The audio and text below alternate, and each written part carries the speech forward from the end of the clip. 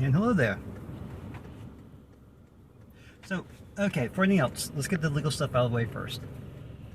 The Batman, copyright DC Comics, Warner Bros. Motion Pictures, directed by Matt Reeves, and starring Robert Pattinson, Jeffrey Wright, Paul Dano, and Zoe Kravitz. And I'll tell you what I think at the end. Okay, first things first. The acting. Phenomenal. Especially Paul Dano, who stole the whole film. So he was amazing. He basically could give Heath Ledger's Joker a run for how twisted he is. Because while let's compare Nolan's Joker to Reeves' Riddler, the Joker is just a force of chaos. That's all he is. No plan, just he sees something, he does it. It's basically ADHD taken to the nth degree as a Joker without moral compass. The Riddler, though, the Riddler knows what he's doing. Even though something might catch his eye, he doesn't go for it, he'll come back for it. Because he wants a plan.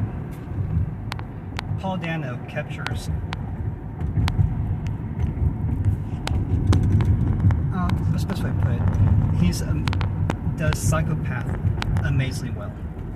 And when he thinks his plan goes to ruin, the cracks show. And it's just amazing. Robert Pattinson.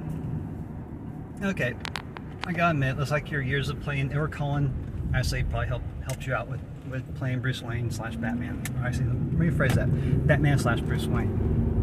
So, congratulations, Robert. Stay away from any teen romance, and you're good to go. So, Jeffrey Wright.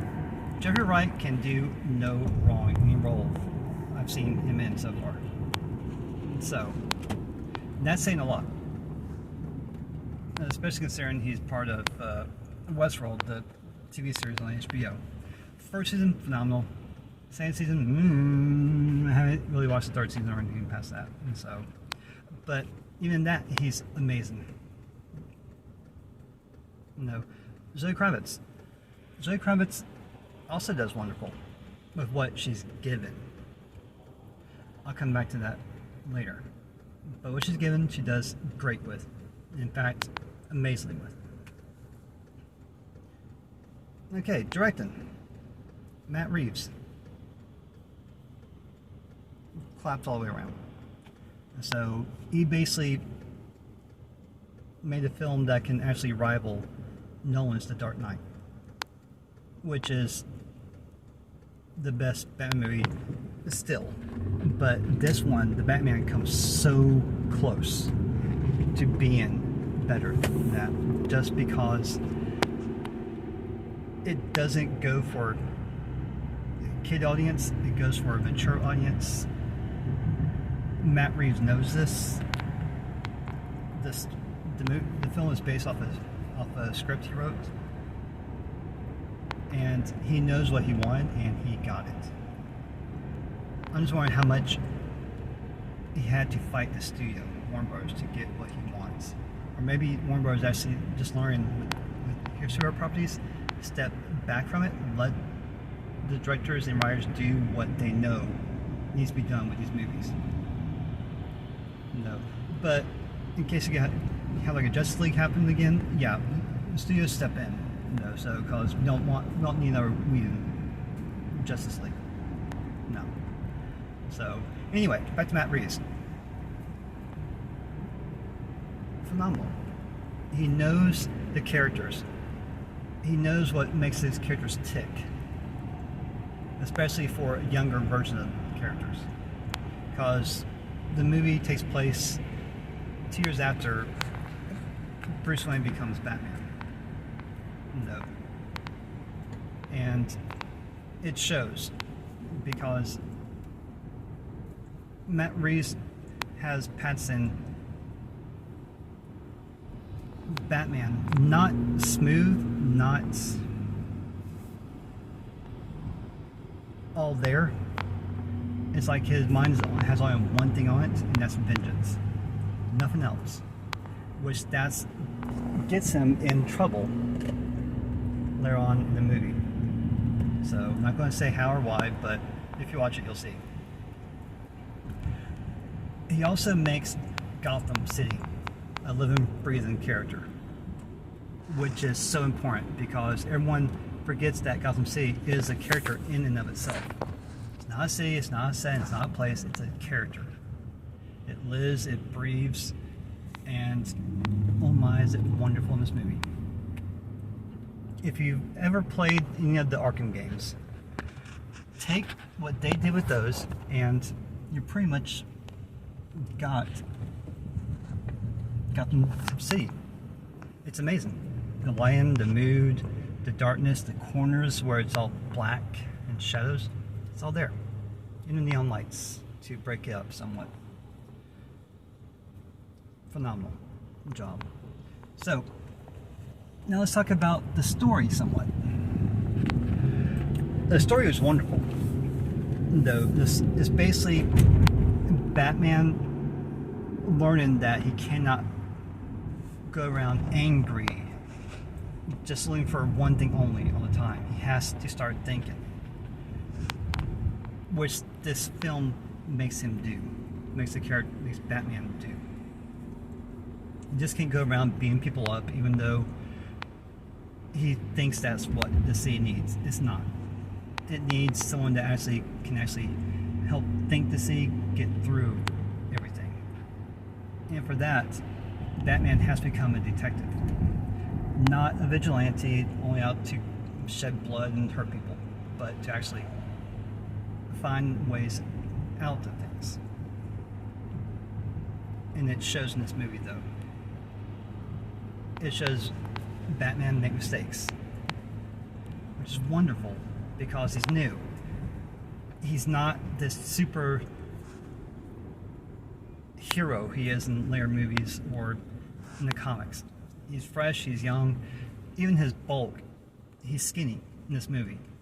He's covered in bruises, cuts, scrapes. It shows Batman being human, which is important because the movie tried to make it a point to show everyone that you got Riddler and the Batman. Riddler and Batman are their true personalities. And at the end of the film, it proves that with what Batman has to do. But the Riddler points it out. It's like with the mask when Batman has to interrogate him. He basically said, my mask and your mask are our true, pretty much paraphrasing, but basically our true identities. And nothing else.